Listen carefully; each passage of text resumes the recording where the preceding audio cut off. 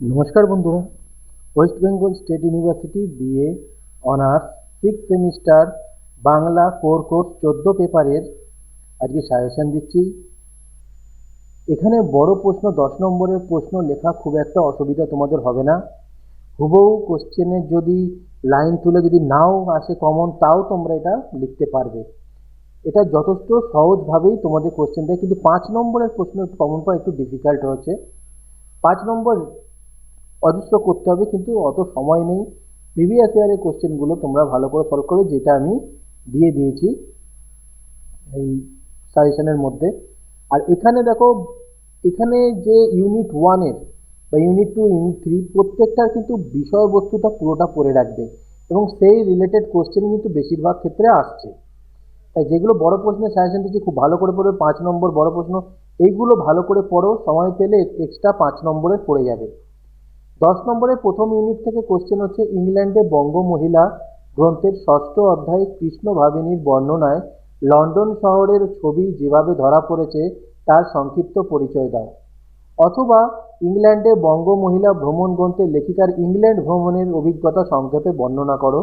অথবা ইংল্যান্ডে বঙ্গ মহিলা গ্রন্থের লেখিকার সবচেয়ে চমকপ্রদ স্থানগুলির নাম উল্লেখ করে সেই স্থানের ভ্রমণ কাহিনী বর্ণনা করো। আসলে এই যে প্রশ্নটা হচ্ছে মাঝের, এটা খুব ভালো করে পড়বে, তাহলে কিন্তু বাকি দুটো প্রশ্ন কিন্তু অনায়াসেই তোমরা বানাতে পারবে।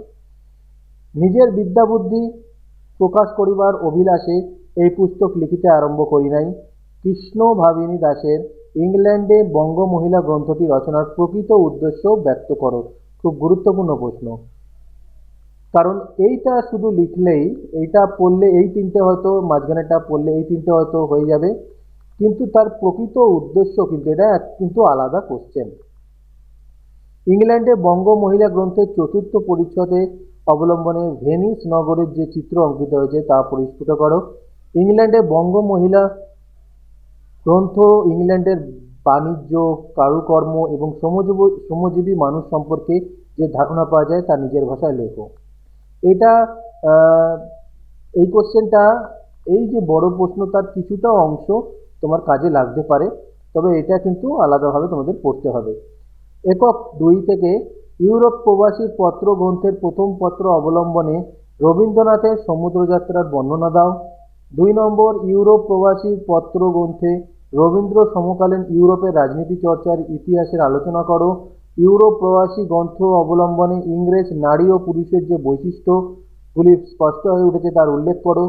এ বিষয়ে একটা দিশি পুতুল ও একটা বিলিতি পুতুলের যতটুকু তফাৎ আমাদের দেশের ও এ দেশের মেয়েদের ততটুকু তফাৎ মাত্র। ইউরোপ প্রবাসী পত্র গ্রন্থের 7ম পত্র অবলম্বনে উদ্ধৃতাংশটি বিশ্লেষণ করো। এক্ষেত্রে কিন্তু জরুরি, এই প্রশ্নটার ক্ষেত্রে কিন্তু অবশ্যই জরুরি এই প্রশ্নটার উত্তর। এখানে নারীর যে বৈশিষ্ট্য তুলে ধরা হয়েছে এটা অবশ্যই তোমাদের জানতে হবে, এই প্রশ্নটা লিখতে গেলেও তোমাদের কাজে লাগবে। পরের প্রশ্ন, ইউরোপ প্রবাসীর পত্রগ্রন্থে ইউরোপিয়ানদের যে জীবনযাত্রা উল্লেখিত হয়েছে তার পরিচয় দাও। পরের প্রশ্ন, ইউরোপের কৃষি ব্যবস্থায় প্রযুক্তি ব্যবহারের যে দিক উল্লেখিত হয়েছে তার পরিচয় দাও। একক 3 থেকে পড়বে, মুস্তফা আলীর দেশে বিদেশে ভ্রমণ কাহিনী হয়েও আফগানিস্তানের লিখিত ইতিহাসেরও অসামান্য উপস্থাপনা, মন্তব্যটির যথার্থতা নির্ণয় করো। খুবই ইন্টারেস্টিং, এইটা সবচেয়ে ইন্টারেস্টিং রয়েছে, তোমাদের ভালো লাগবে। যাদের গায়ের জোর যেমন বেশি তাদের স্বভাবও হয় তেমন শান্ত। কাদের কথা বলা হয়েছে লেখকের এই প্রবন্ধে, তাদের যে বর্ণনা দিয়েছেন তার পরিচয় দাও। দেশে বিদেশে গ্রন্থে আফগানিস্তানের প্রাসঙ্গিকতা লেখকের লেখনীতে যেভাবে ফুটে উঠেছে তার পরিচয় দাও। এই যে প্রশ্নটা ভালো করে পড়বে,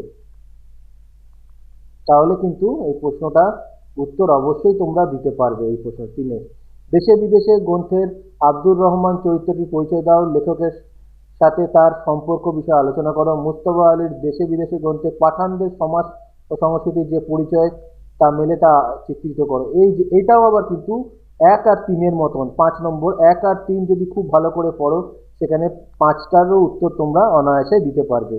মুস্তফা আলীর দেশে বিদেশে রচনার কোন প্রেক্ষিতে সরস, মেধাবী এবং বর্ণময় তা আলোচনা করো। একক 4 থেকে পড়বে, ভ্রমণ সাহিত্য হিসাবে হে পূর্ণ তব চরণের কাছে গ্রন্থটি স্বাতন্ত্র্য ও অনন্যতা কোথায় বুঝিয়ে লেখো। যদি হয় সুজন তেঁতুল পাতায় নজন। কোন প্রসঙ্গে বলা হয়েছে প্রাসঙ্গিকতা উল্লেখ করে ঘটনার বর্ণনা দাও। লেখিকার হিমালয় পর্বত শৃঙ্গের আরোহণের ঘটনা প্রকৃতির বর্ণনা দাও। আবার আসবো হিমালয়, আবার দেখা হবে। হে পূর্ণ তব চরণের কাছে গ্রন্থে হিমালয়ের যে সামগ্রিকভাবে ভাবকল্প নবনীতা দেবসেনের চেতনায় ও লেখনীতে প্রতিফলিত হয়েছে তার পরিচয় দাও। এই যে 4 নম্বর প্রশ্ন আর 3 নম্বর প্রশ্ন কিন্তু সেম প্রায়, এই দুটো কিন্তু এটা যদি ভালো করে পড়ো অবশ্যই তোমরা এই প্রশ্নটারও 4-এর প্রশ্নটারও উত্তর অনায়াসেই তোমরা দিতে পারবে। পরের প্রশ্ন, হে পূর্ণ তব চরণের কাছে ভ্রমণ কাহিনীতে যে হাস্যরসের সন্ধান পাওয়া যায় তা লিপিবদ্ধ করো। হে পূর্ণ তব চরণের কাছে গ্রন্থটির প্রকাশ রীতির অভিনবত্ব বিষয়ে আলোচনা করো। এই হলো 10 নম্বর প্রশ্ন। 5 নম্বর প্রশ্ন দেখতে থাকো, এগুলো হচ্ছে 5 নম্বর প্রশ্ন। এগুলো ভালো করে তৈরি করতে হবে, এগুলো একটাও বাদ দিতে পারবে না, প্রিভিয়াস ইয়ারে এসেছে। আর যেভাবে বললাম সেভাবে পড়ো 10 নম্বর প্রশ্নগুলো, কারণ একই প্রশ্ন বারবার বিভিন্নভাবে ঘুরিয়ে এসেছে, অ্যান্সার কিন্তু সেমই রয়েছে, তোমাদের অসুবিধা হওয়ার কথা না। 10 নম্বর ইজিলি তোমরা পেরে যাবে, 5 নম্বর নিয়ে কিন্তু প্রবলেম আছে। এই জন্য আরও বেশি করে পড়বে, এই মাত্র 8টাতে হয়তো হবে না, আরও একটু বেশি করে পড়তে হবে, কারণ সাজেশানে অতিরিক্ত দেওয়াটা উচিত না। গুরুত্বপূর্ণ 8টা আমি দিলাম, আর 10 নম্বর অবশ্যই পেরে যাবে। যা সাজেশান দিয়েছি তার মধ্যে থেকেই আসবে, হয়তো প্রশ্ন সামান্য ঘুরিয়ে আসবে। ভিডিওটা ভালো লাগলে লাইক কমেন্ট শেয়ার করে দিও।